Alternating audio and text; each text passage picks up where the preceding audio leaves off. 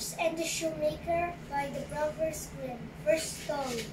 A shoemaker by no fault of his own had become so poor that at last he had nothing left but leather for 1 pair of shoes. So in the evening he cut out the shoes which he wished to begin to make the next morning. And as he had a good conscience, he lay down quietly in his bed, commended himself to God, and fell asleep. In the morning, after he had said his prayers and was just going to sit down to work, the 2 shoes stood quite finished on his table. He was astounded and knew not what to say to it. He took the shoes in his hand to observe them closer, and they were so neatly made that there was not one bad stitch in them, just as if they were intended as a masterpiece. Soon after, a buyer came in, and as the shoes pleased him so well, he paid more for them than was customary. And with the money, the shoemaker was able to purchase leather of 2 pairs of shoes. He cut them out at night. The next morning was about to set to work with fresh courage, but he had no need to do so, for when he got up, they were already made, and buyers also were not wanting who gave him money enough to buy leather for 4 pairs of shoes.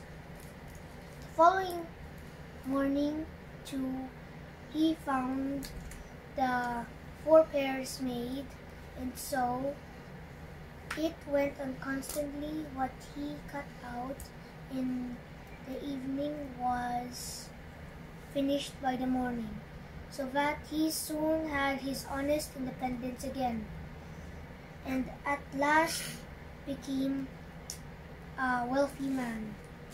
Now, it befell that one evening, not long before Christmas, when the man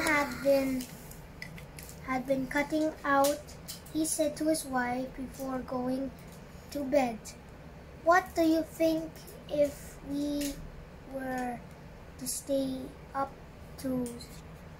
tonight to see who it is that lends us this helping hand?" The woman liked the idea and lighted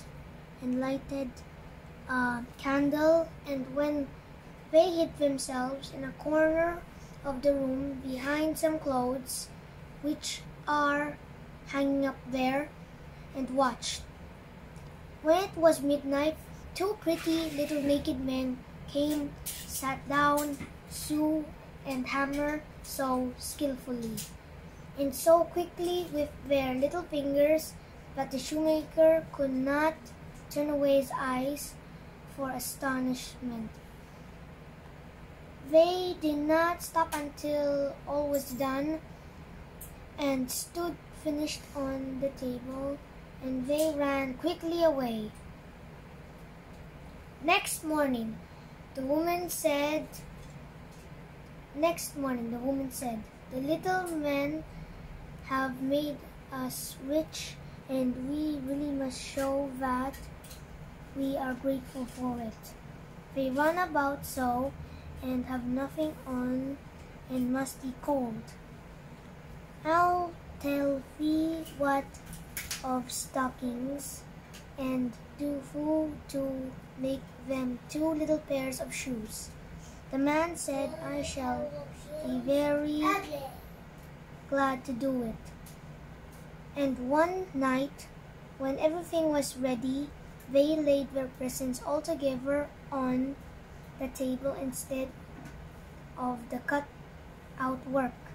And then they concealed themselves to see how the little men would behave.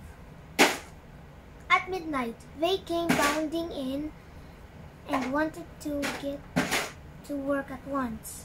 But as they astonished, and then they showed intense delight.